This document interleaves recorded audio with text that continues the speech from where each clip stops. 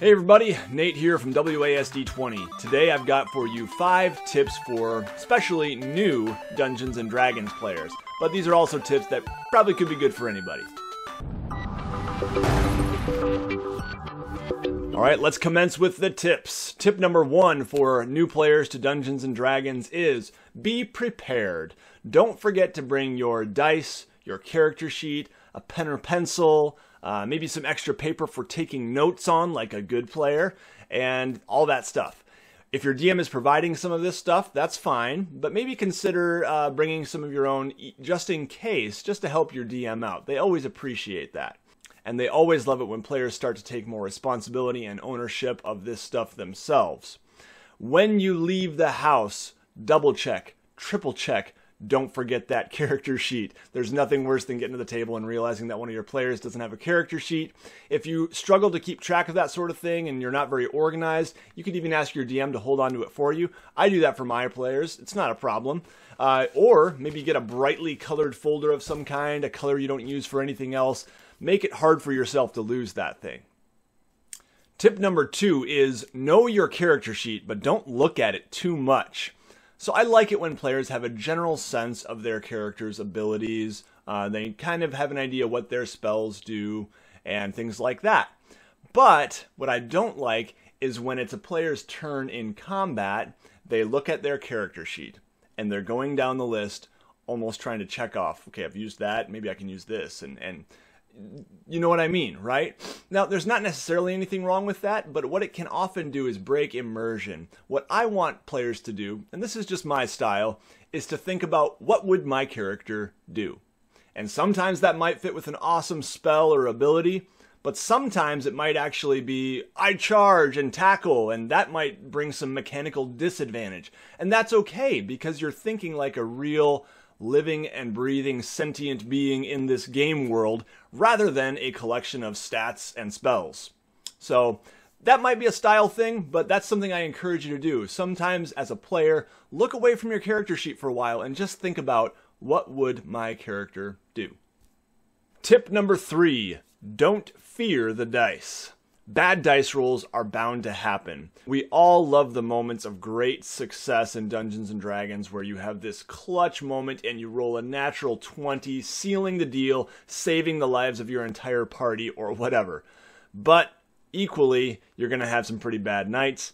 You're going to have nights where you're just rolling abysmally. And that's okay. Try to think about how the lows can make the highs all that much better.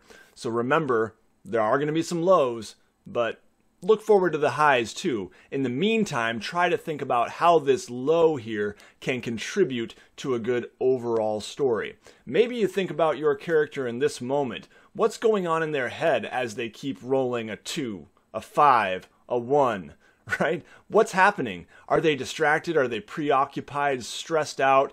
Or is there something going on in the environment that's unsettling to them? Try to think about those sorts of things and make it part of the story. And then maybe for the rest of the night, your character is kind of mopey and feels a little bit useless and like they're not as good as the other party members, or I don't know. The point is, try to weave it into the story, because the reality is failure makes for good stories. And to me, Dungeons & Dragons is all about getting together and telling good stories. Tip number 4, avoid metagaming. Metagaming is using out-of-game knowledge in the game. So me using my Nate knowledge and applying that to my character. And different groups have different tolerances for that, but most groups tend to frown on it. And I encourage you to think about, what does my character know? I might know that the fighter next to me, if I look at his character sheet, oh, he only has 2 hit points left. But does my character know that? I might know that a skeleton is vulnerable to bludgeoning damage and has an armor class of 13 and 13 hit points, but does my character know that? These are the sorts of things I encourage you to think about so that you can begin to inhabit your character a little bit. After all, that's what role-playing is. When you're truly starting to put yourself into the shoes of your character, the game becomes a lot more fun and great stories unfold.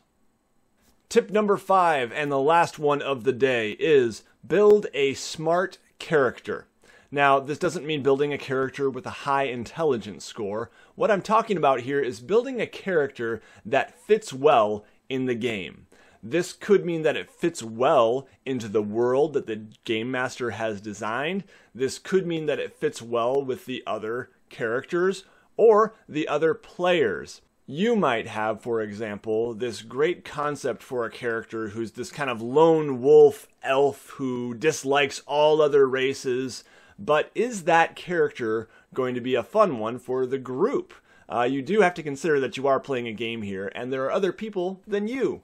And it's about everyone coming together to have fun. Sometimes that involves a little compromise and not playing the character that you had specifically wanted to play, because honestly, that character might be kind of annoying. Don't build a character that's going to be some kind of kleptomaniac and always be going off and doing his own thing and wanting to steal from people while the rest of the group is trying to go toward a quest. I think you get the idea here. So there's a little give and take there, and I think you got to know your group.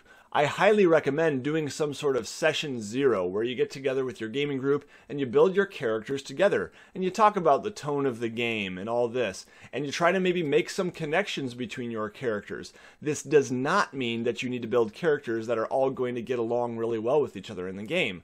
Sometimes a little bit of conflict and tension can be really interesting, but these are definitely things to talk about with your game group, and just be considerate of the rest of the gaming group when you build your character.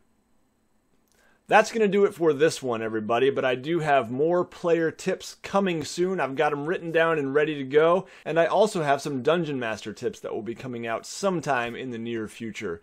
So make sure you're subscribed and stay tuned for those. I would love to hear from you down in the comments below. What do you think of these player tips? Are there certain key tips that you would want to give to new players that I didn't mention? I'd love to hear those. If you liked this one, make sure you give it a thumbs up. If you are interested in learning how you can support WASD20, I highly encourage you to check out my Patreon page right up there.